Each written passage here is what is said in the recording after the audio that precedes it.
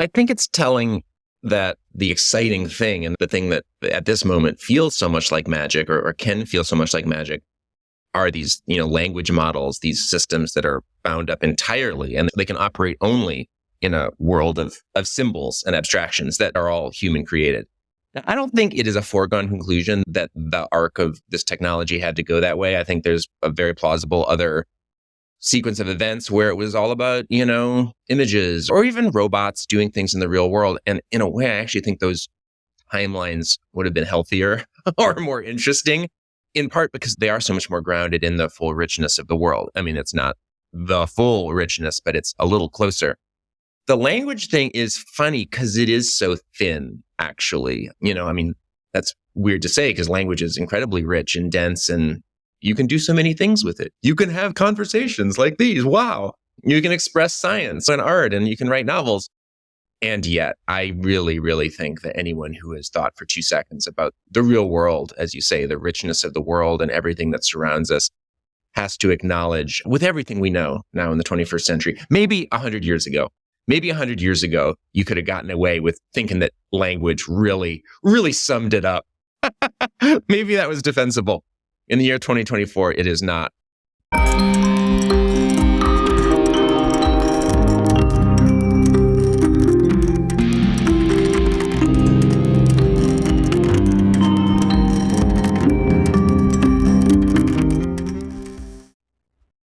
Welcome to Humans on the Loop. I'm your host, Michael Garfield, and today we embark on our 5th episode of Dialogues on Wisdom in the Age of Magical Technologies. This week, I speak with New York Times bestselling author and creative technologist Robin Sloan about the themes of his inimitable novel, Moonbound. At some point in a delightfully nonlinear and human career path that included founding a literary magazine at Michigan State University, working at Current TV and Twitter, playing in a band, producing short films, writing apps and newspaper serials, and milling one of New York Magazine's 13 very best olive oils, he started writing science fiction. Moonbound is his 3rd novel, and one of those reads that wrapped me in a vortex of wonder and synchronicity, the kind that makes me feel less lonely because it keeps proving to spring forth from the same weird loam of lexiphilia and story-pregnant stardust that I thought was me. And yet I'm holding all of that as it instantiated in the artifact of someone else's effort. I normally ignore PR solicitations, but this is the first book that spoke out to me so loudly at a distance. I just went ahead and bought myself a copy so I wouldn't have to wait to get a free one in the mail. Part of that was the conversation that Robin had with Future Fossils Repeat guest Elliot Pepper, to which I will link you in the show notes. I knew that this was going to strike a bullseye in its exploration of the central questions of this show. Questions like, where is the line between technology and magic? What is a computer really, and do humans qualify? How wrong might we be about the future? How do stories shape reality? And what happens when we have to make room for the stories of the more than human world? Etc. A crucial point of note is that Moonbound is hard science fiction, but it's not the kind you're used to. At a time when even the most square, prosaic suits are quick to quote Arthur C. Clarke's Third Law, it is appropriate that sci-fi as a kind of thinking through of our condition would reflect the cultural retrieval of pre-modern tropes like wizards, dragons, talking animals, and sacred swords. The savvy know this age is undergoing metamorphosis, and what comes next is going to embrace the elements of fantasy. We don't have to leave behind the real as our realities proliferate and peel away.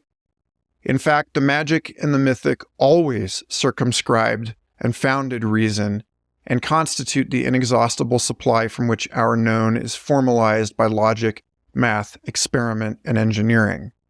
What follows is a rich discussion of how Robin and I both enjoy traversing and interrogating those familiar boundaries between the lost and found, the sensible and the ineffable, wildness and city, born and created, sleep and waking, care and power. As with all good books, the world it describes is bigger than description. I highly recommend you get yourself a copy from the bookshop link you'll find amidst my show notes and embark on your own derive through its ideas. Then find me in the Discord server and we'll have a spoilerific follow-up discussion. Also, I want to celebrate new patrons to the show. Thank you so much to Patricia Daly, Guido Williamson, Tiffany Hart, Mike Logg, Darius Strassel, Mara Necki, Julian Picaza, and Jorge the Violist for joining the hundreds of other people donating on a monthly or annual basis to support this work. We just had our first monthly patrons hangout. It was amazing and went on twice as long as I expected it to because it was that good. We'll have another TBA in the middle of February. I have a ton of writing scheduled for patrons-only release, early access to the music for this show, and more new Humans on the Loop themed musical projects.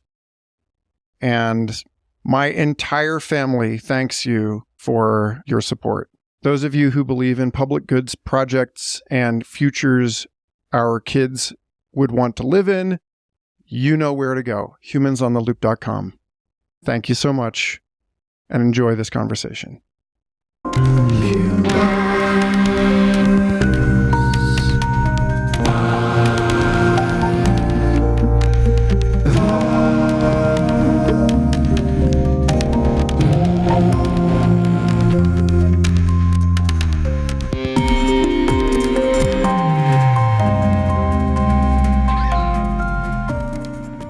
Perfect. Okay, Robin, it's a pleasure. You are on the loop. Just so that you know, this is what I'm hoping we can glaze past on our call. This wonderful book, Moonbound, that touches on pretty much everything I love about this world. Why don't we start by having you contextualize yourself for people? Sure. Who are you? Why do you write? Why did you write this kind of a thing? And then we can get into the details. Sure. Well, hey, thanks for having me. This is a real pleasure always to chat at length about this kind of work. That's a big question. And so I'll probably err on the side of answering it a little too concisely, and you can dig in more as needed. But I am a writer. I'm one of those people who was just always haunting the shadows of the public library as a kid. And in a sense, my destiny was written then, whether I realized it or not. So went through a bunch of other things in my sort of short professional career, which had to do with tech and media. But ultimately, I left that behind many years ago now, after I sold my first novel and realized that that's what really was interesting to me and motivating and exciting. So I've gone on to publish a few more. Moonbound is the latest. It is a story set 11,000 years in the future. It's science fiction in the sense that it is our real world, or my imagination, of our real world. But it also uses a lot of the tools of the fantastic, as you know, having read it, of myth and even kind of fable. And that just reflects that kid back in those shelves in the library and trying to kind of bring those threads together in an interesting way. So that's who I am. Right on. And the reason why I decided at the last minute to interview you for Humans on the Loop rather than Future Fossils broadly is because of something that came up in the first pages of this book. And this is where I want to start the conversation, is with your narrator, the chronicler, which is a kind of bioengineered companion that functions in a way similar to what people might think of as the generative AI agents that people are starting to do now, like something that 11,000 years hence might have its ancestry in things like Gordon Bell's My Life Bits, where, it's gathering information across a person's lifetime and then also multiple lifetimes. And there's a beautiful passage in there where you talk about how that allows each person to be plural by having access to the aggregate knowledge and experience of other people. But there's something that in setting the story here, your chronicler says should have been more careful which stories went in there. Yeah. And in setting up the tension of this story between humans and the super intelligent dragon-like AI that we created, the first thing is this question of the founder bias or the bottleneck, where we have to be so intentional about the way that we raise the kid that we're growing in this process right now. And so I would love to hear you speak to that and the various ways that that kind of thinking has shaped this work. Yeah, you're perceptive to note that on the second page of the whole book, and that's not by accident that spotlight sort of shines on stories, or just that hint of warning. And of course, at that point in the story, you don't know what it means or what the implications are, but you learn as the novel progresses. And I would say there's at least two prongs to that in my head, probably more, but two just spring to mind sort of easily. One is that this is a story. It's easy to say it's a story about stories, and that's not entirely true, because it's also just a story. It's a great quest, as you know, a rollicking quest and an adventure, and it takes us all across this weird new world. And so it's that, right? I mean, it has the direct pleasure and the material of just a good story. But at this point in my own career, and kind of understanding myself, I do have to confess that it's pretty impossible for me to avoid going meta at some point. Because I like the meta, I like the things about other things. And so, this story really, I think ultimately a lot of its value and interest has to do with the way that it talks about, well, what are stories? What do they do? How are they useful? How are they valuable? How are they dangerous? How ought we to be cautious about them? So that's one prong. The other prong, a little more specific or kind of dialed in, does have to do with AI specifically. There are threads of kind of future AI in this story in a few different ways. And a lot of that is born out of my experience. This predates the very recent kind of language model boom of the last few years. It goes back almost 10 years to kind of maybe 2016, 2017, when I was working with much more primitive versions of these systems. Even though they were cruder, I still at that time found them completely fascinating and kind of provocative and energizing. In part because the language they produced, it wasn't fluent and like kind of convincing the way that the current ones are. It was weird and wonky and sort of like always like modern poetry. And at that time, in that era, and kind of learning about them and getting really just motivated by the questions they posed, you could not avoid that realization that, oh my gosh, all of these were trained on something, some material, and just to limit ourselves, if we're talking about text and language models that learn to read and write in some capacity, you have to choose. Some human chooses what to bundle up into a whole mess of files and feed bit by bit into these systems. And that could be a bunch of legal briefs. It could be a bunch of computer code. It could be all the novels in Project Gutenberg online, all the great public domain novels of the world, or it could be all those things, or it could be none of those things. But the point is, the decision really matters. And learning that years ago has stayed with me. And I think it continues to be a really super interesting and, in fact, important point. So to that point, I am right there with you in wanting to go meta right away. Yeah. And point out that, one of the major themes in this inquiry, this series, is that to the degree we regard or describe AI as having that training bias or model dependency on initial conditions, that, and many other people have said this is a cultural technology. This is an extension of us. This is an extension of the way that we already work. And so when we talk about, when you write in this book that dragons have a weakness, a fetish almost for story and for narrative compression and, a kind of a superstition about knock 3 times and this kind of thing, that comes out of our own lore, which is the substrate for our own thinking, even in the secular modern era. And so I'm really interested, the choice of fantasy here as the clothing to drape over a science fiction story feels actually very true to me in the way that something like metamodern philosophy or transrational philosophy is rearing its head now as we struggle to navigate this incredible complexity of the information avalanche. And so there's just little things here that I want to kind of hold together into a bow and toss back to you. One is that when your protagonist meets the chronicler, he asks if the chronicler is an angel or a demon. And then later you're talking about wizards, which make an appearance in this. You say, the wizards in my day did not pretend to be polite. They made monsters, commanded them with vast vocabularies of power.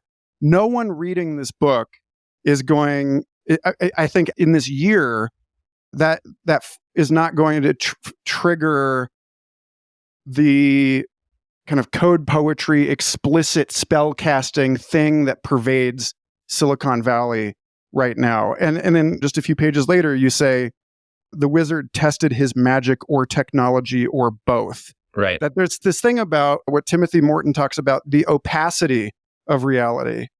And later on in this work, you talk about how reality absorbs as many dimensions as we care to use to describe it. Yeah, that's one of my favorite lines. Yeah.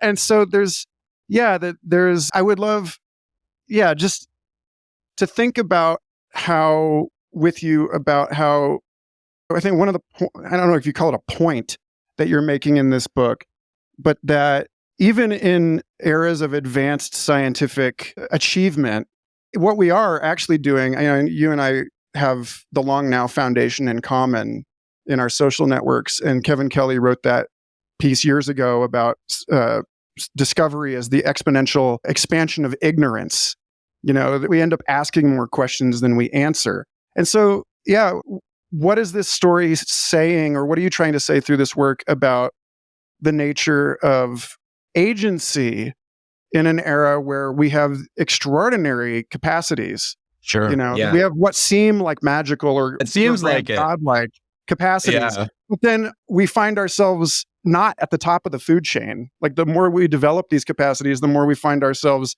running around underfoot. Well, I think it's telling that the exciting thing and the thing that at this moment feels so much like magic or can feel so much like magic are these, language models, these systems that are bound up entirely and they can operate only in a world of symbols and abstractions that are all human created.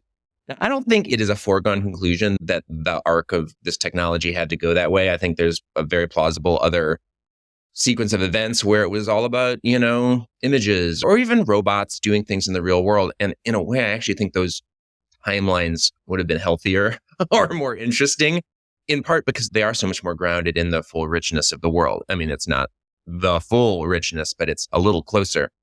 The language thing is funny because it is so thin, actually. That's weird to say because language is incredibly rich and dense and you can do so many things with it. You can have conversations like these. Wow. You can express science and art and you can write novels.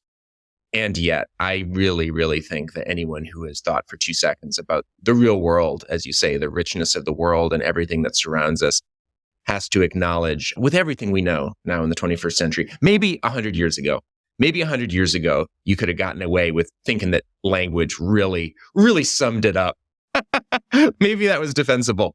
In the year 2024, it is not. And there's a reason, that is the reason, that there's so much biology in this book. It's a book about 11,000 years in the future, but as you might have noted, it's not a future of like flying cars and there's robots, but even the robots are not quite the robots of science fiction. It's definitely not Terminators walking around with their guns blazing or anything like that. And I think, at least for my part, the most interesting parts of the whole story and certainly of my imagined future have to do with a rich, weird, malleable biology.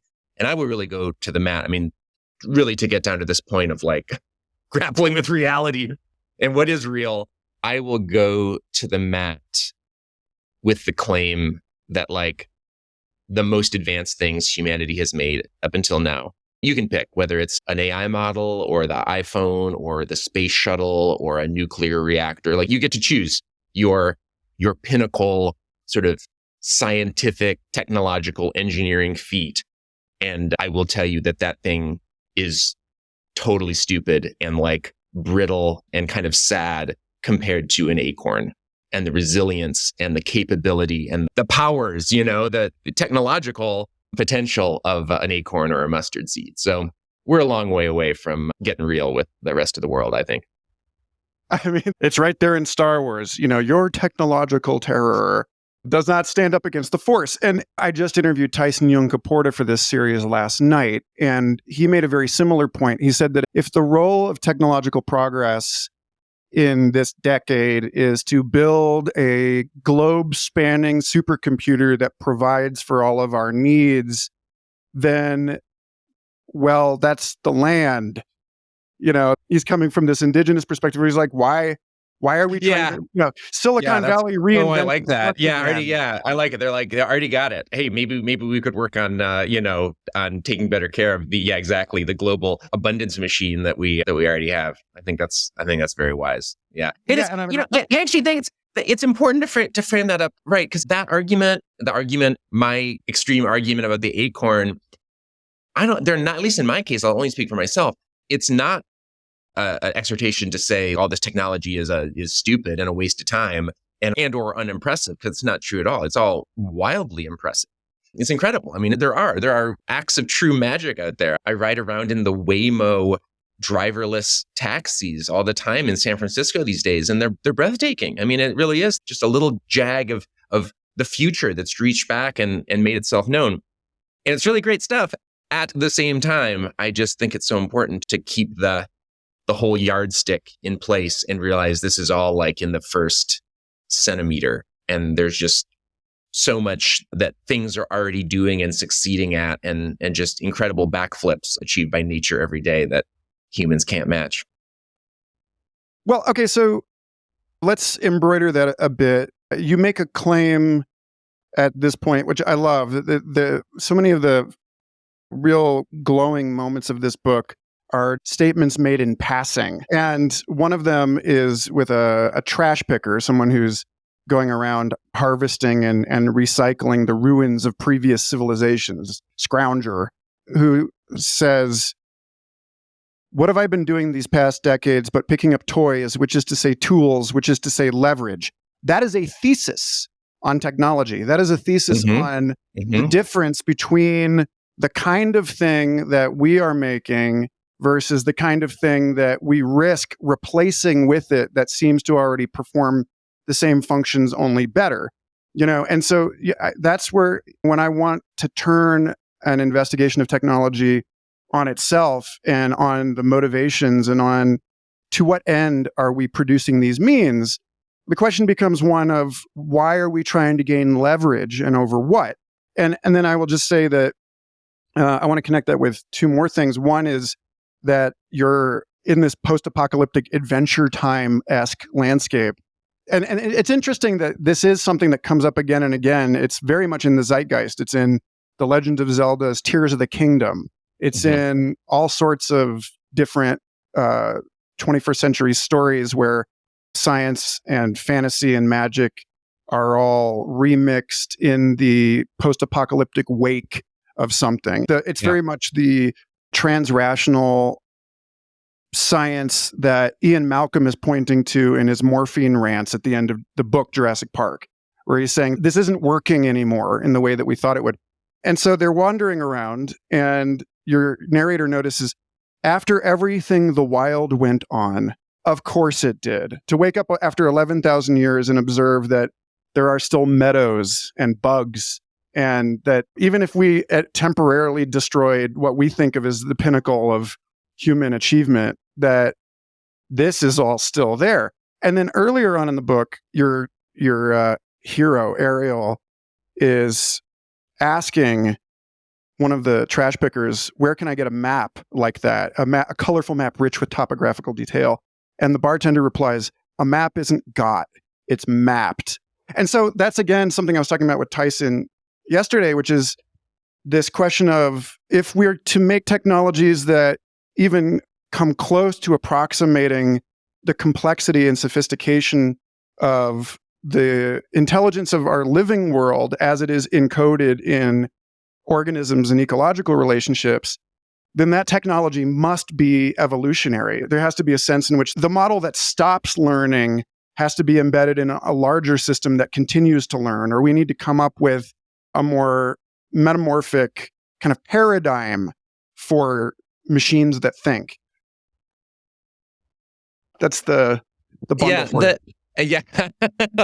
Thank you for that strange gift. You talk about Adventure Time and Zelda and some of these, and it's not a new theme. There's, going back to the 60s and 70s, there's a wonderful tradition of this kind of science fiction. Somebody like Jack Vance, or a terrific writer, I think one of the great writers actually in the English language, named M. John Harrison, and some of his early work, all played in that same sandbox, of the, yes, it's some, broken, ruined Earth, and the wizards are actually just the last, 10 people who have like busted smartphones, which is great. It's a kind of a beautiful reframing of the capabilities we have now. I appreciated it. The young reader of this book, a 10-year-old, said the other day, someone was saying, well, what kind of book is it? Would you say, is it kind of post-apocalyptic? And this young reader said, yeah, it's kind of apocalyptic, which I want to print that on the jacket of the paperback, because I think it's right. There has been a great calamity, as you know, and I don't want to give away all the details of it, but some bad things have happened. And yet this is not a broken wasteland. The world we find in Moonbound in 11,000 Years it's kind of cool in a lot of ways. All sorts of fun, interesting things have happened. The wildflowers have, really and metaphorically, the wildflowers have bloomed and covered up the ruins. But I think that's what always happens. And I think it's actually useful to acknowledge that the apocalypse isn't and wasn't a thing. And instead, history is essentially a cycling sequence of apocalypses of different scales for different groups and different species over time. And that can be as big and profound as, like, I don't know why this always sticks in my head, but it's just so weird to contemplate. Billions of years ago, there was this event, I guess, this thing on Earth called the Great Oxygen Catastrophe. It had to do with like the rise of the cyanobacteria, a new thing on Earth that essentially poisoned the atmosphere, filling it with oxygen. The ecosystem of Earth on that time was not, hyped for oxygen. And so everything else died. Of course, this remade Earth, remade the atmosphere and the ecology of Earth, and created the conditions for all sorts of amazing things. But there's no escaping it. It was a bad seed. There's not really been a wave of global annihilation of that scale since then, including like the dinosaur thing. So this is Earth. It's like welcome to the planet and what happens here.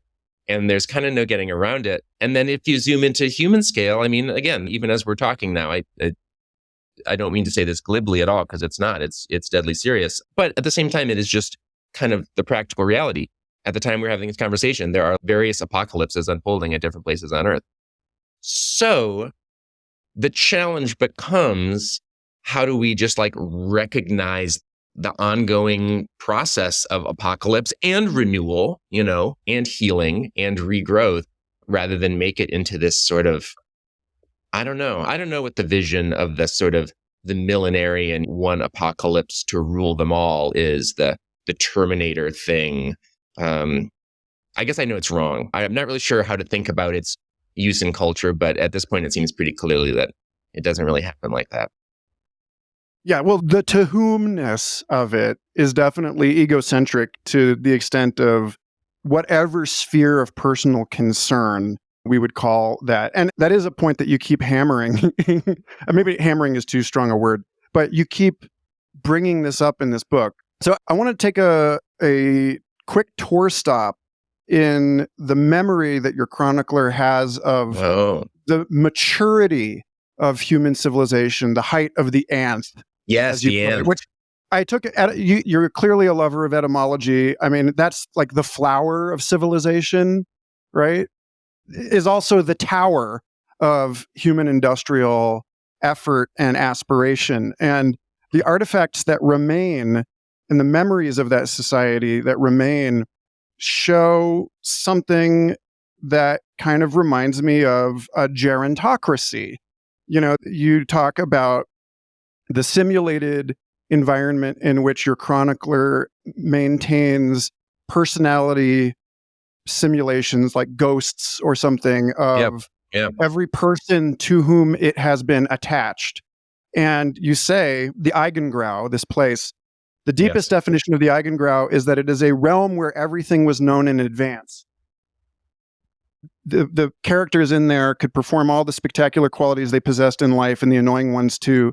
The only thing they could not do was surprise me. And of course, this is something that people are bringing up again and again with generative AI, is that we're coming to it asking for creative solutions, and depending on the scope of the training data, it's either giving you the lowest common denominator, or it's giving you something that you already said. Like, I have a language model trained on my podcast, and it's like, it's just sort of a mirror. It's showing me, who I am in a way that I find useful, but it's not surprising me except with its fidelity. And then when your character gets lost, Ariel gets lost, and I love this, where your chronicler says, all of my subjects had lived their lives strapped into a harness of orientation. They were happily tracked, their location to the centimeter known and shared with, at minimum, a dozen other people. I actually do this on Google Maps, right? My wife knows where I am. I know, I love it. I think that's a sort of an odd. I love when it seems like something might be a truly new feeling, a fresh feeling, often enabled by technology. And there's a whole host of them you could go through, but I think that particular thing of like happy surveillance, of being like comfortable, your location just comfortably known by, not by, only the surveillance agencies and global megacorporations, but by your people you trust and love. It's cool. I love it. Right. And so this is the chronicler's moment of surprise when they say, I had never, not once, faced such an unknown landscape. None of my subjects had ever been lost. This article I was telling you about, in which I mentioned the Great Oxidation Event, the article I'm writing about crabs for Aeon. Oh, fabulous. I talk about how the deep truth of carcinization is that we have become crabs, that it's like a symbol of our own enmeshment in the built environment, which is like a shell that we've extruded around ourselves and upon which we depend. And compare that. This is the contrast I want to let you riff on. There is a human city in this world that also includes intelligent civilizations of snakes and beavers and bees and all kinds of wonderful things. A truly biodiverse, plural civilization future, which if we were not human, we would regard as an improvement on everything. The one human city that we really get to see in this story is Rath, Varia, a city of transformations. And like reading this, I couldn't help but think about Burning Man. You talk about, there's like a phase transition that happens between the height of the Anth and the world in which Rath, Varia exists, where it's a city permanently under construction, whole new theories of interconnection, residents relocating cheerfully. The center of the city is the Matter Circus, a recycling center in which people are trading their clothes into. I've been thinking about this for years, right? Like, what if you could just feed your clothes into a 3D printer and have new clothes and like be a new person? And this is happening for these people at the level of DNA. It's happening for them at the level of their actual homes. Again, like Werner Vinge's Rainbow's End talks about this sort of phase transition in the way that digital technology's superpower, which is actually to decontextualize things and allow us to remix them, leads to this place that you describe in which the citizens were as mutable as its structures. Every fascination floated on the breeze like a virus. An extravagant continuing education program in which people are constantly enrolling, constantly dropping out. I mean, this is the opposite end of, I feel like you're making a thesis and antithesis here between these two images of human society, in which that's interesting. That's interesting. Like overwhelmed by the super production of information, we become attention scarce in the way that Herbert Simon talked about in 1971. Said, information consumes attention, and therefore, when we have a superfluity of information, we have a poverty of attention. And really, this is the point that I'm trying to address through this series. And I'd love to hear you speak to, because it's like, there's something about Rath, Varia that's not centered or well adjusted in the same way that the tower project of mature civilization is not, but like rotated along an axis. Yeah. Yeah, that's perceptive. I will say, let me kind of take that on in two parts, because right, these are two of my most fleshed out sort of images or kind of provocations for ways of living, ways of being, as a civilization on this planet. Rath Varia is, I feel like you got it the way I hoped people would get it, which is to say that it's like fabulous actually, and a little unnerving. And in that way, I think I'm not a burner myself, but what I've heard and read about Burning Man, I think there's a bit of that duality. Certainly just, of course, Burning Man's great wellspring, certainly the beginning is just the culture of the Bay Area, the place where I live, San Francisco. And I see some of that same duality in San Francisco. I mean, it's truly there's no underplaying this. It is a fabulous, incredible, energizing, protean place. But it's one of those jokes that like good news and bad news. I have good news. You can do anything you want. I have bad news. You can do anything you want. Well, how do I decide? Where are the adults? Yeah, exactly. Life without constraints, without rules, without guardrails is weird. So that is just kind of magnified and sort of science fictionalized, and I have a lot of fun with it in the image of our weird, mutable future Rath Varia. Now, as for the Ant, the great industrial project of the Ant, I guess I actually want to propose that it's pretty freaking great. I mean, it's not to say it's perfect or there's not flaws, but I don't intend, and this is just my intention, which doesn't necessarily mean that's what landed on the page or what belongs in readers' heads. There's a lot that happens between, the things that occur to me in this dome and what sparks in people's minds when it makes it all the way to them. But for my part, while I definitely think this future muscular, competent, collaborative, highly cooperative, and indeed industrial human society had some flaws and some problems, on the whole, I mean, it's my vision for what humanity ought to be and what it really could be. And I acknowledge that I think for some folks, like the industriousness maybe of it is not like their dream for utopia, right? Or for the future. For me, I need the train tracks, and I need the big buildings, and I need the creations of that scale. They are to me, when I behold them and when I ride those trains, and when I see those things gleaming in the sun, they make me think, oh man, what a civilization. And so they're part of my ideal future and my utopia. And yet, into this, you drop beavers. Yeah, yeah, right? Yeah. There's no complete accounting of the different social strategies or like the way the different species embody and encode the stable features of their environment.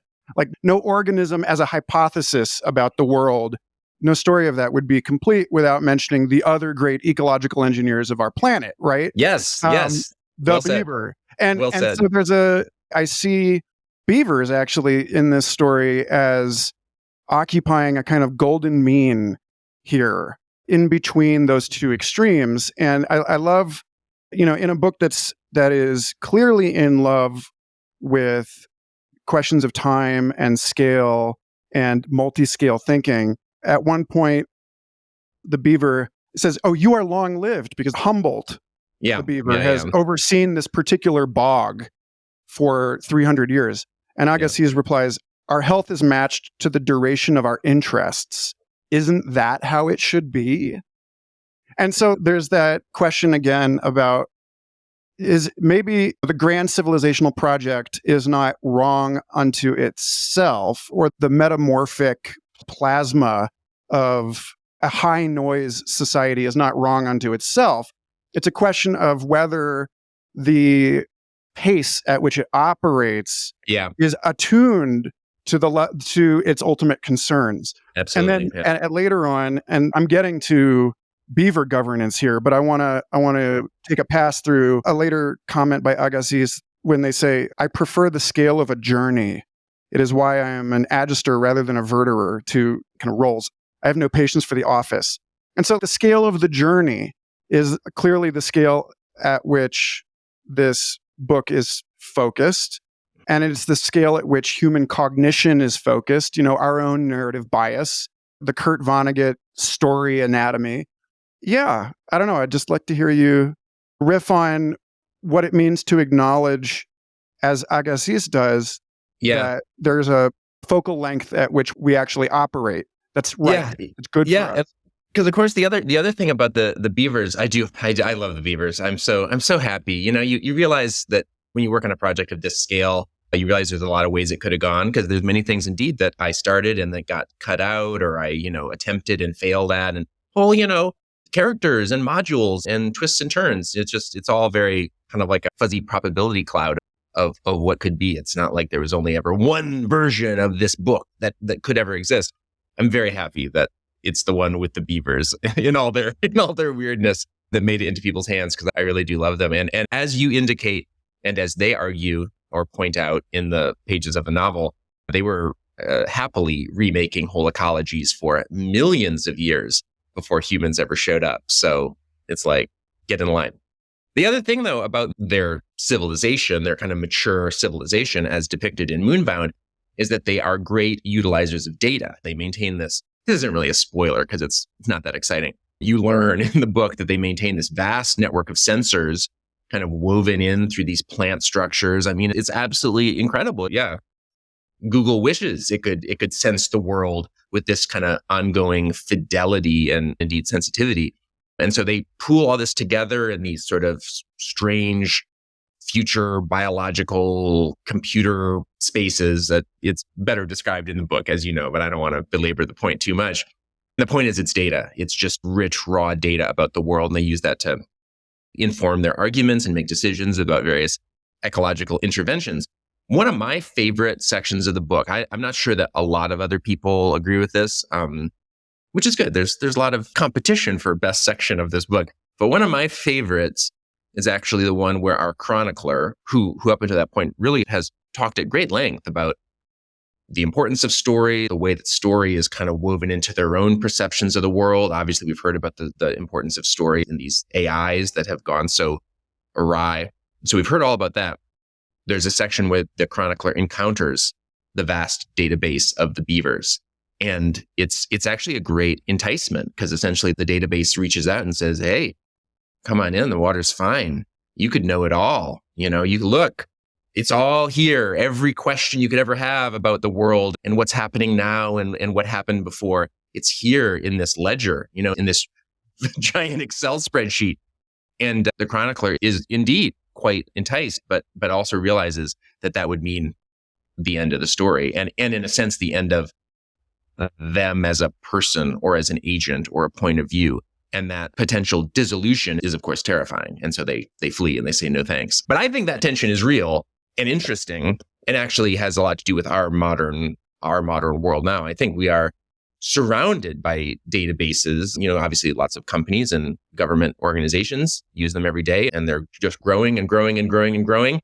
And there's just no getting around it. The texture of a database, the grain of a database, how it feels, all the instruments you have to use to interact with it and or even think with it or argue with it are completely different from those of a story. And I think that tension is interesting and ongoing in the 21st century. Okay, well, you gave me a chance to weave together 4 other citations from inside this book, because, I drew a heart on that passage where your chronicler says, I had seen my subjects enticed by systems like these, and I knew the cost. If I accepted the ledger's invitation, I, the sovereign I, this I, me, would be fried. And if by some chance I wasn't, if I could somehow hold on to myself in the flood, it would still wash away any sense of a story. I would no longer care about the fate of one creature. I bring up James C. Scott's seeing like a state alive in this regard, because again, like what we're talking about is, where are you relative to the sphere of your concern? Much earlier in the book, you say the language of the ant at their apex was far too circumspect to plant the flag of the sovereign I. In that language, there was no first person. Their narrative swarmed and glistened, many-angled, shimmering with contradiction. That's how the world is a lot of the time.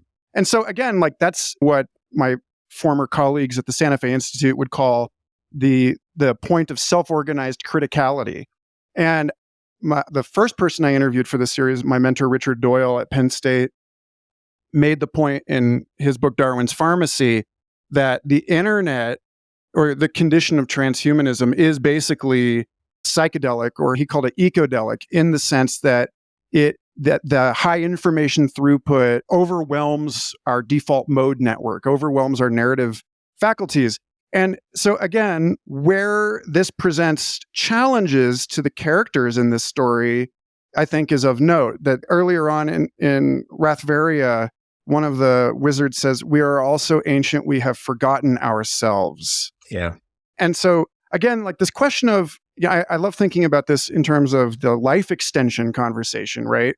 Which is, Kim Stanley Robinson did this in the Mars trilogy also. It's like, at some point, the human brain, it has a kind of expiration date, or at least it seems to. And if we are to hack that, if we are to try and extend a person through time, if we're to try to pursue a Faustian project of immortality, then the joke is on us, because the demand becomes one of metamorphosis and absolutely. Yeah. Becoming you're actually, it's actually very similar to the dream of the chronicler, right? A plural lifetime, or a set of linked lifetimes, and maybe they have, rich connections one to the next. I think that has to be true. I love, there's of course no shortage of science fictional treatments of that kind of thing, and they're all very welcome, because I think it's a really, really provocative and in fact useful thing to think about, if only because obviously some of that mechanism has to unfold in our own normal sized, normal un-sci-fi enhanced. That's not true. They are enhanced. We're already in the realm of science fiction, longevity, even now in the 21st century. And already that has to figure into our lives. I mean, I'll speak for myself. I absolutely have a sense of continuity. How did I introduce myself? I talked about myself as a young person in the library. So obviously I am that person. I feel connected to him. At the same time, I sometimes consider different versions of myself in the past with some curiosity, some distance, shall we say. And I also feel grateful and or a little annoyed at him for various things, for setting me up or for kind of making some poor decisions on my behalf. And I'm sure that will continue as my life continues. I think that's quite healthy. I think at least to play with those feelings, to kind of try them on for size and say, like, to what degree does that feel right and correct? Does it feel weird? Am I like, no, that's, there's no version of me in the past that's dead. Oh, that's too creepy. Whatever the response, I think it's just a great exercise. It's a great thing to spend a little time doing. So, yeah, and I hope you can let me know if we spoil too much here. I'll try to be vague. But one of the more interesting applications of this in the narrative is when another character wakes up from the height of the Anth and steps out and says, I am such and such as told in the great myth.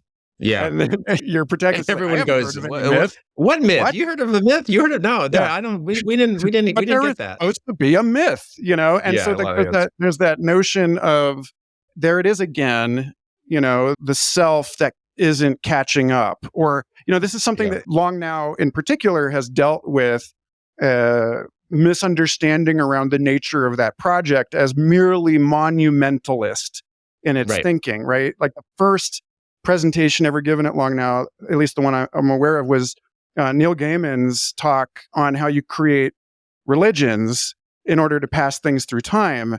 And so, it has a bit of that stank on this character as a great propagandist that, is supposed to come forward in order to help the future. And the future is like, old man yells at cloud, no help. No help needed. We're fine. Yeah, we're good. So this is where I want to get into the Beaver governance, because you note that the way that the Beaver society works through its debates, or at least its determination, is through something very much like, Jonathan Rowson's Templeton grant on the anti-debate is structured like this, where you are basically not allowed to participate unless you are capable of compressing your opponent's argument into a form that satisfies them. That's the key, right? That satisfies them. They have to, and not begrudgingly either. Not in the sense of, if we were right, if this was a lively debate, and we were talking about whether, bananas are good, and I was able to say, well, I suppose if you had to make the argument, you'd say blah.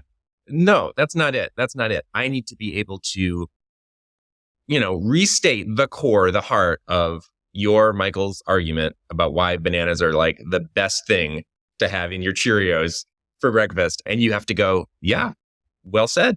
That's it. And of course, vice versa. Right.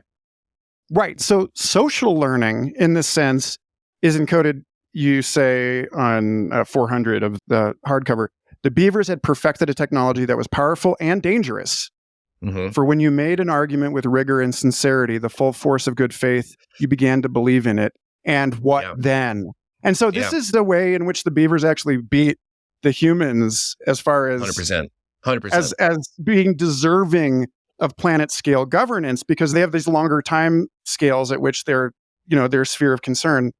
They accept that part of the responsibility of living that long is to allow oneself to be changed. Yeah, I mean, I think it's so true. I will tell you, you may or may not be aware of this. For me, the origin of that debate format is indeed with the long now, which we've mentioned several times in the past.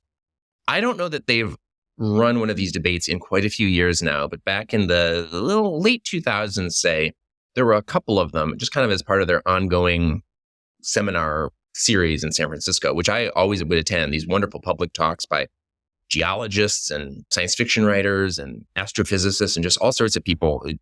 Formative stuff for me at that time. So a few of them were these debates. And if I remember correctly, one was about nuclear power. And maybe there was another about something about like genetic stuff. These were debates up on stage with two participants, and they unfolded in exactly this way. And it was this wonderful thing where in a sort of traditional format, both of them would make their case strenuously for whatever side of this argument they came down on. But then they would both take turns doing this reformulation where they each had to sort of explain the other person's point of view, the other person's argument to their satisfaction. I just remember, I think I saw two of these, but they made such an impression. They have stuck with me ever since as just a radical model of discourse, taking each other seriously. And so one, it's very cool and satisfying for me that it made its way finally into this book. It really truly was a powerful experience in memory that just rattled around inside my brain for more than a decade and finally landed on these pages. And in a real, I got to really bring them to life in a cool way. Because of course the Beavers don't even, they debate and they argue, but then they also build these 3D forms, because of course they do. A beaver obviously thinks in architecture, not in words. So there's that. The other thing is, I truly do think that it's not only like, it's one thing to kind of abstractly consider, oh, that's interesting. What an amazing way for people to kind of work through a disagreement or a debate or a problem. You really think about it, at least I do. And I imagine myself as a participant in some debate as something that's really, like really hardcore, like a real gnarly issue. And one in particular, maybe where I think the counterclaim is quite dangerous. We're not just having a debate for the fun of it. We're like, these issues have real stakes. And you imagine yourself doing the thing, making the argument, recapitulating it. And it does feel dangerous. It feels like, well, wait, I have to think that?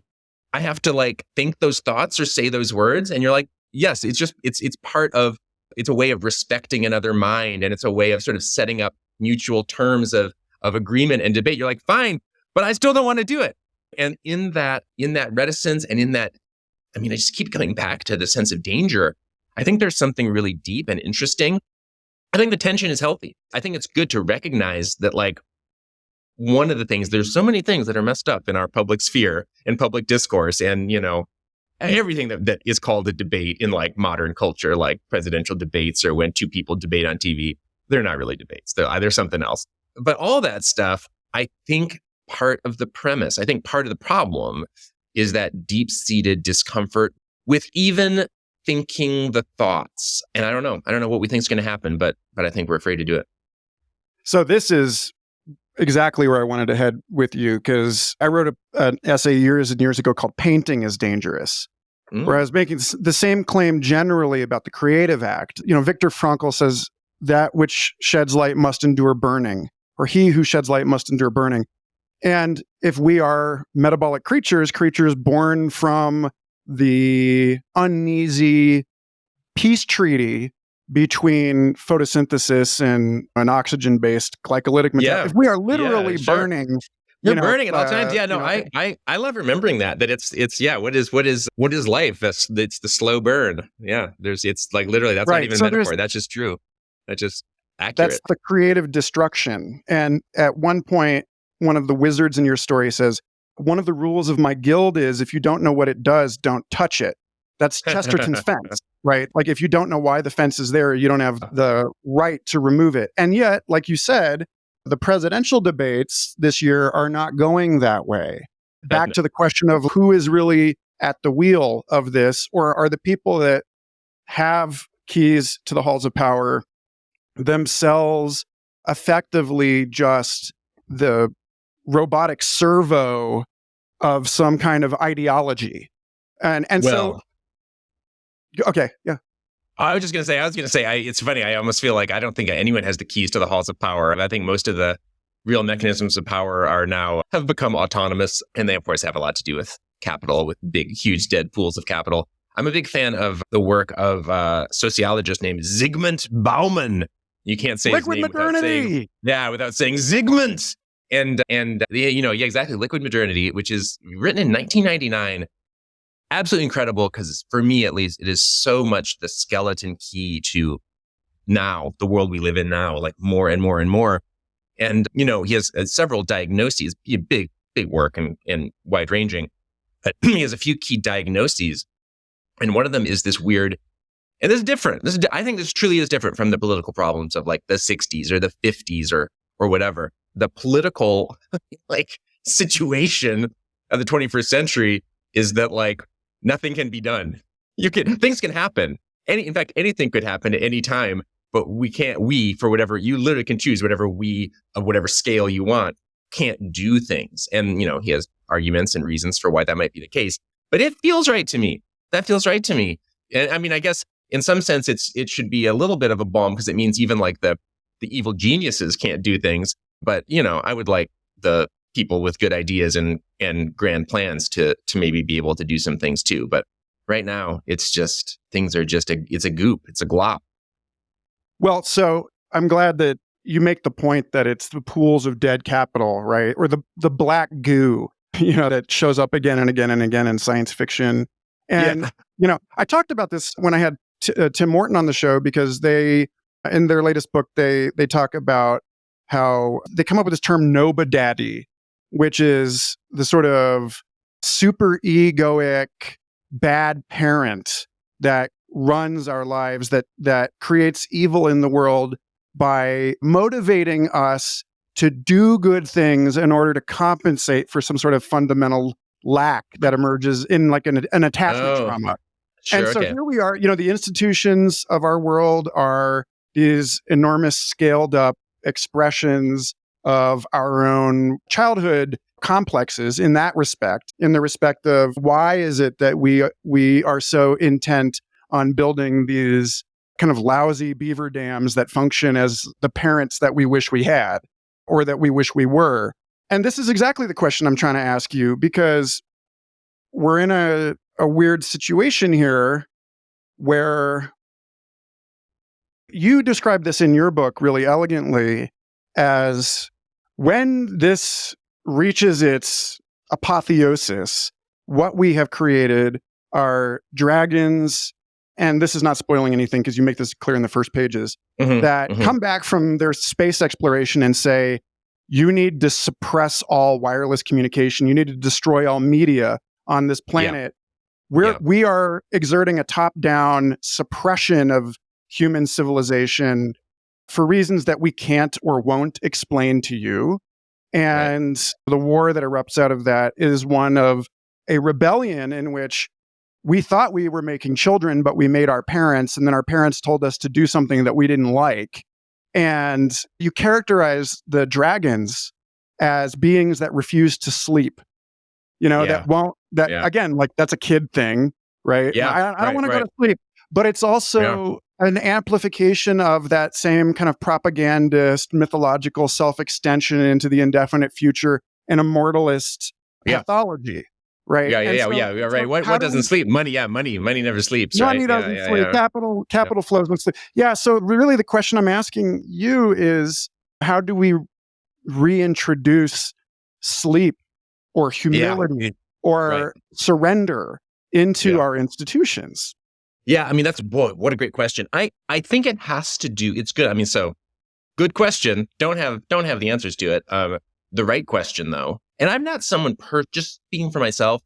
I'm not someone who I don't think that every big institution or even medium-sized institution in the world today is full of shit. I think there are good ones out there doing good, interesting work, and you can look around and say, okay, what would it take to make more of the world more like that, even if it seems daunting to do so?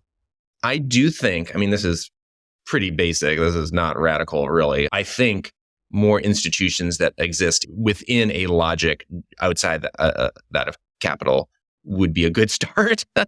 And, you see, again, glimmers of this. There's ways to make even big corporations more worker responsive, to make sure that worker ownership and worker input is right up there at the top in a board of directors. Of course, there's also ways for things to be totally worker owned. It's living in the Bay Area. It's hardly it's a lot of capital here, but there's also a lot of, relatively speaking, at least compared to other parts of the United States, there's a lot of worker owned stuff that's very successful. I mean, it's not Google, sure. It's not Microsoft, but it's big, successful companies with, in some cases, many hundreds of employees. And I mean, that's kind of why I like this boring, It's not like they're out in the street every day, chanting their worker slogans. No, they're just baking bread. Or there's a place right next to my office and where I have all my books and do a lot of my work. They install solar panels. It's a solar panel place for businesses and big buildings. They've been in business since the 70s. It's worker owned. It's 100% worker owned now. And they're doing their work and hiring more colleagues. And you're I truly believe that there's something in that logic that just allows us, again, for any scale of us, to start to address more interesting questions and more interesting problems. I think it's going to take more stuff like that, and hopefully over time, stuff like that at larger and larger scales to get somewhere interesting. But that's just my opinion. Yeah, well, to tilt at this question from a slightly different angle and see if I can elicit more opinion from you on this.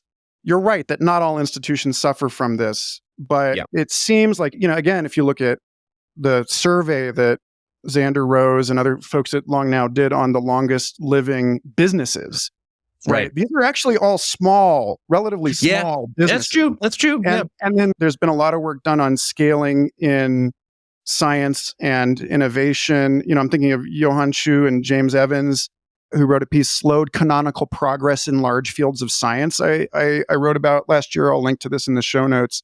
That they say that basically the bigger the thing, the more you see these kind of biophysical scaling laws where it takes less and less risk, like the way that elephants are the only mammals that don't jump, And so, I didn't know that. Yeah. What a delightful fact. Yeah, right? But how could they, right? Because the bigger you are, the harder you fall. And yeah, but then again, whales jump. So, we got to be careful here. We got to be careful. Right. A little too quick with our analogies. Well, I say some of it is about mechanical properties, and some of that is that when a whale lands, it lands in water. But yeah, so another question has to do with, Eric Howell talking about the information theory explanation for dreaming and how the dream exists in order to prevent the brain from overfitting on its training data throughout as it learns through the day. The weird associations that come up in the dream space are basically the brain in his model injecting noise. And so part of it is, again, this question of sleep, perchance to dream, is how do we get, you said an overfixation on the profit motive is part of this problem. It's that the collapse of the complexity space into this one-dimensional optimization landscape is part of it.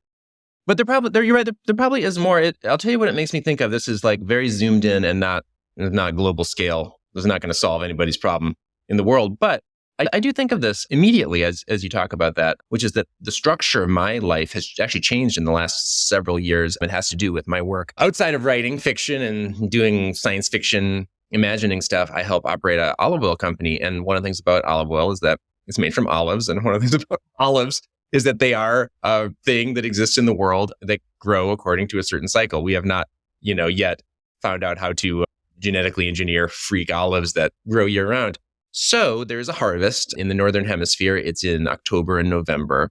And as a result of that, my schedule, 5 years ago and before used to be very normal, I think, for many American workers in the sense that it was kind of the same year round. I maybe was working on different projects or whatever, but week to week, the diversity was perhaps in the week or in the day rather than, is it August or is it November?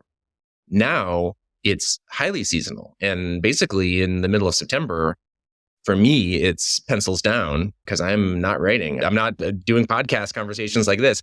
I literally relocate to a different place. I start thinking about different things. I fire up some very big machinery, and we continue to do that for a few months. Now, that's not sleep, right? In fact, it's very hard work, but it is a different mode, really, really different mode. And was just a great surprise to me to find out how good that felt and how healthy and sort of nourishing and ultimately just really, really, I hate to say productive because that sounds like, just back in the trap, but fruitful. We'll say fruitful. That's a little better than productive. How fruitful it felt to adopt that kind of schedule. So that's just all to say, it seems to me that there are certainly some people with certain kinds of jobs, among them us olive millers, also certain cultures, obviously still Europeans are famous for their wonderful long summer vacations. And we can kind of look around maybe for some examples. You marbled all throughout the world and different kinds of people doing different things so it's not quite sleep, but it is at least also not the relentless. It's the idea of like breathing, inhaling and exhaling, or like, I don't know, changing your posture in a healthy way. And I think there's a little bit of hope there. Again, just because I'm still high on the conversation I had with Tim Morton, Tim specifies the sacred is the feeling of biology because biology they prefer not bios or zoos, but thumos, the root of rhythm, and that it's the oscillation or the pulsation of living systems. Oh, that's great. That's great. Is, the channel for that kind of sacredness that I think we seek in a work-life balance. And it's not optional. I mean, that's the thing. How powerful. This connects, like a Lego brick to what we were discussing before about the glory and the horror of a place like Rath, Varia, where you can do anything at any time. And the great counterbalance to that is the natural world, which no, you can't do whatever you want at any time. There are certain things that just have certain seasons. And it turns out, certainly just to pay attention to that, no matter what the context of your life, that helps with everything. To just take note, of the phase of the moon, the fact that the plums are, ripe on the trees now on my sidewalk and all the rest of that. Yeah. We're in a plum canning jam. Yeah, there you go. Right now. It is. It's great. And it's kind of stupid. I didn't used to notice that stuff. I was not tuned into those wavelengths at all. And so maybe part of the challenge, I mean, it's easier to kind of formulate how this would work in a personal sense. The more interesting question becomes, to your point, how would an institution or indeed a society pay more attention to these other big, rhythms that must be respected? And that's still the question. I don't know.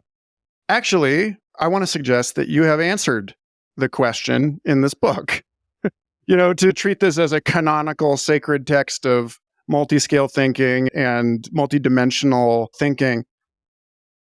When we look back at the idea of academia as an institution, it has its roots in scholarship, and scholarship is etymologically associated with the idea of leisure, right? So there it is, that notion of rest and the freedom from the market pressure that gives someone the space to think. And so, I think I told you in our emails leading up to this conversation that numerous fellow podcasters, J.F. Martell, Phil Ford, Eric Davis, and others, and I regard ourselves as occupying a kind of para-academic scene called the weirdosphere, Cool. And That's so great. for years, I've been trying to ask this question, and we're kind of taking steps in this direction of what it looks like to actually create something that shows up in your book, The College of Wyrd. And Yes. I lost my mind when this came up. I was like, it's there, it's in the book. That's great. That's great. I think if you're going to ask what it looks like to institutionalize this, one of the few places where actually Rich Doyle was actually bemoaning in the conversation that we recorded for this about how, unfortunately, the university environment now has been overexposed to money concerns. And that even though it still maintains an annual press pulse kind of flow of on-season, off-season stuff, that the profit motive has complicated it in the same way that the divestiture of Bell Labs complicated the innovation going on inside of its own groups. Yeah. But anyway, in the time that we have remaining, the one thing I really want to talk with you about is the image that you paint of scholarship, and a scholarship that is simultaneously both very familiar and possibly very strange to people who think about scholarship in the way that I think most people do, but not to me. Yeah, you'd be a natural at the College of Wyrd. Are you a swimmer? Are you a strong swimmer? Because that's you need to be able to hold your own in a diving pool. But of course, talk about etymologies. Wyrd in the book, as you know, but folks who wouldn't necessarily know this, having not encountered it yet, it's Wyrd. One of the great old words of Old English and Middle English, and it means fate. It's a little complicated, but it means fate, like the famous three fates were often called the three Wyrds or the Wyrd sisters, which is awesome. And the fact that this all kind of mashes together and collides, fate and strangeness, and it's just delicious. You look for that kind of stuff when you're naming things in a novel because it's irresistible. Yeah, what characterizes the life at the College of Wyrd? It really is remarkable. Maybe it's a little old-fashioned. I don't know really that much about, frankly, the state of scholarship today, to say nothing of a century ago. But these are all independent projects. All the scholars in this college of mine on its cold, rocky coast and its, sort of dark and humid buildings, they're all, in a sense, investigating the same thing, but they're all doing it on their own terms. And every morning they get up and decide what next step they're going to take in their own project that day. It does seem to me like, of course, a writer would say this because I actually just described my work too, inadvertently. So perhaps not surprising that I think that sounds awesome, but I do think it sounds awesome. And I think probably that's got to be part of the recipe for success. Just truly giving people the infrastructure they need. And at my College of Wyrd, they have a warm, great hall where they drink a lot of coffee and get cozy. And then they have these diving pools where they go and dive for the secrets of the universe. But then beyond that, you got to just let people go. It's the only way. It's the only way to get to the good stuff, I think. The final kernel of awesome insight that I feel communicated through this, because after leaving the Santa Fe Institute, I got deeply preoccupied with Magic the Gathering. Oh. And also there was a conversation I had once where I mentioned the archetype of the fool in an episode of Complexity Podcast where I was talking with authors of a book called Calling Bullshit on the role of like fact checking and collective intelligence, and talking about the importance of NAIFs to collective intelligence, like the importance of the fool to the operation of the court. And I got called out for bringing up tarot cards on the show because I'm representing an elite scientific organization. But your scholars in the College of the Wyrd preoccupy themselves in their downtime by playing cards. And I love that you say in here, they were richly illustrated, dense with strange detail, like the tarot of the Anth. So in my argument with my former colleagues, I found, my attempting to justify that the tarot is acceptable here for conversation about collective intelligence. I found an article by Ina Semetsky at MDPI Entropy, which is probably the premier journal of information theory, on tarot cards. This article concludes thusly, and this is where I would love for you to riff, because this is, I think, the way that, the shuffling of cards invites stochasticity or invites randomness. You're not just stacking the deck. The cards are images that contain information, but in a non-linear way, complementary to language, as you were saying earlier, how it might have been different had we used image rather than linear sequential grammar. And so Semetsky's article concludes by saying, computational structures are self-referential, hence capable of self-understanding. This is the ultimate value of tarot. By means of self-reference and critical self-reflection, we can achieve new understanding and even anticipation, thus computing our own evolution as participating members in the computational universe. So it's like, actually, it's a mistake to get rid of the tarot, because the tarot is the way that we game without succumbing to some sort of finite game, succumbing to some sort of optimization function. Yeah, tarot is a cognitive tool. I mean, it's so right. Of course, it has cousins, rich cousins there, the I Ching and Oracle Bones and all that. There's a whole host of human tools. And that's right. It's right to think of them as tools for intuition. Tools for thinking and imagining. I love the books. I'm sure many folks listening to this know them and love them as well. The series by Philip Pullman called His Dark Materials. It's just fabulous. It was some of the great works of literature in the last many decades. And the way he sort of invents a new one there. The I Ching do play a role ultimately, but he invents his alethiometer. I won't go into great detail, but it's worth pursuing for folks who are interested in this line of thinking, because it's a wonderful, imagined tool for, essentially for divination and intuition, but it has that same sense of just dense non-literal symbols. You're like, there's meaning there, but it's not clear that it's only one thing or could only be one thing. And the way that this fictional instrument in Pullman's world or the real tarot cards of our world, of course, there's many versions nowadays you can get. You can get all sorts of weird incarnations of the tarot. There's something about that just seems to be catnip for the human brain. It is. It just does not seems to. It is definitively. Something just clicks.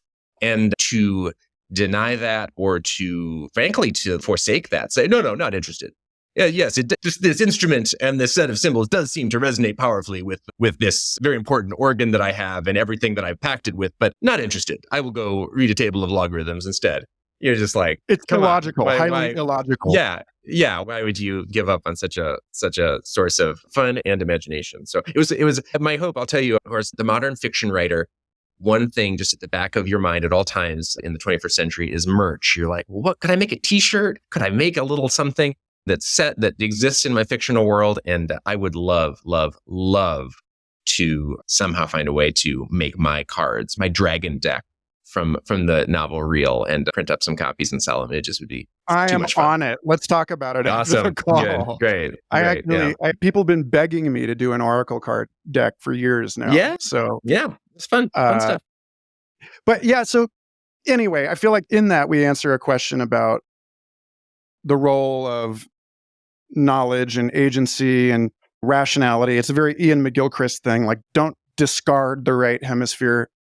But I just want to leave it open in the last couple minutes here if you have any other thoughts or ways that you offer to draw people's attention into these concerns about how to exercise our agency or how to cultivate self-knowledge in a world that, frankly, is very much like the world that you have written in this fiction.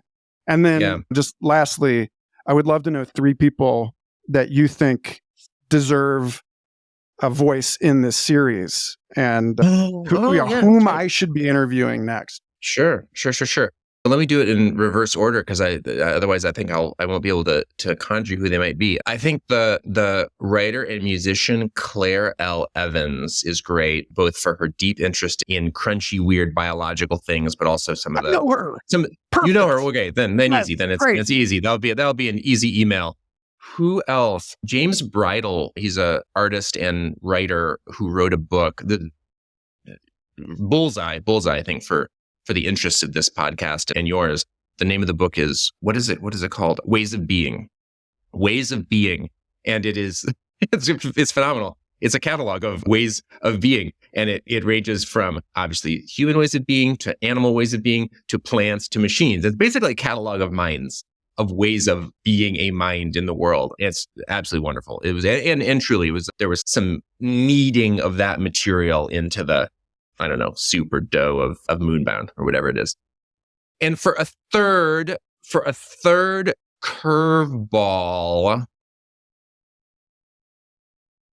I don't know that I have a name in mind other than to say, I've been thinking about this a few times as we've talked, thinking about scholarship, thinking about ways of thinking, ways of being. I think mathematicians are just way off in the wild these days. So to find some super duper, and I mean serious, I don't mean like the pop science kind of smooth talking science communicator mathematician. I mean somebody deep in the weeds, and just have them on the show and just talk about, like, I don't know, folding cups into donuts or whatever it is they're doing these days with an infinitude of points. Because whenever I read it, whenever I encounter it, and for me, that's mostly in the terrific website called Quanta Magazine. Yeah. It's like my favorite. It's always my favorite thing I read that day whenever I dig into weird modern math. So that's my recommendation. I will say to say like, what else do I hope people pick out of this book? It is, I mean, it's been fascinating to hear you draw these associations to things that I, frankly, in many cases have never heard of, other writers, thinkers, scholars who I've never heard of. And yet it's clear there are, and these are not, imaginary connections. They're very real, rich, living connections. And it is always so useful to recognize that, that's what culture, that's what intellectual culture is. It's this ferment that, for as much as it can be, frankly, really fun and energizing to recognize a scene that you're part of. You're talking about the weirdo sphere, right? And I have people that I could name as being sort of, right, I hope are in my scene, but that's never the real picture of it. I mean, the way these things get transmitted around and amplified and reformulated is just like beyond articulation. You can't draw a map of it. I feel like people get cute and they try, but it doesn't really work. And I think that for everyone should be a very energizing thing. It means that these ideas and not that writing a novel is like the great contribution to the future of human civilization or anything, but it's something. And the ideas that came to me and that now populate this, they're all like these weird bank shots. And I'm working on the next one now. And I know some of the ideas that are going to go into it, but I'm sure that there's many that are still mysterious to me, and they're going to come in and, I'm not going to know maybe where they got started or through who or what they were transmitted. And I don't know, I think maybe some people find that like frustrating or chaotic, but I think the proper response is to find it really exciting. And it ought to make you want to just kind of open up to things in the world and really have your antenna just like tuned and cycling through channels all the time, because there's just so much interesting stuff to receive. Yeah. I mean, you put it quite well yourself. You had to be cautious with analogies in the wilds of high-dimensional mathematics where intuition could not guide you. Where did I hear that? Mm-hmm. Yeah, high-dimensional space. It is. It's the 21st century condition. If I think Zygmunt Bauman got us a lot of the way there with liquid modernity, but I guess Sloan wants to insist that the 21st century is also very high-dimensional as well, for good and for ill. Well, hey, thank you. I look forward to reading the next one. Yeah, I'm working on it. I'm working on it now. I appreciate it. Thanks so much. Take care. Thank you for listening. Humans on the Loop is made possible thanks to small grants from Cosmos Institute and O'Shaughnessy Ventures, gifts from Imaginal Seeds and BitTensor, and paid subscriptions from hundreds of wonderful people who believe we can dream better together. Have I mentioned we have cozy and profound monthly hangouts? Subscribe at humansontheloop.com for more podcasts, writing, art, and the online commons for holistic technology and wise innovation I created as a nexus for meeting new allies at the intersection of tech and wisdom. And become a patron if you love kids. I have two. They're very expensive. If you would like to partner with me or this project, email humansontheloop@proton.me. Our next episode on January 29th will be with Kay Alato McDowell, co-founder of the Artists and Machine Learning program at Google, co-author of Pharmaco AI, the first book ever written as a kind of jazz duet with GPT-3, and visionary reporting from the edge of emerging new modes of selfhood in coevolution with machines. Until then, take care, share the show if you're so inspired, and remember, attention is our greatest natural resource. you.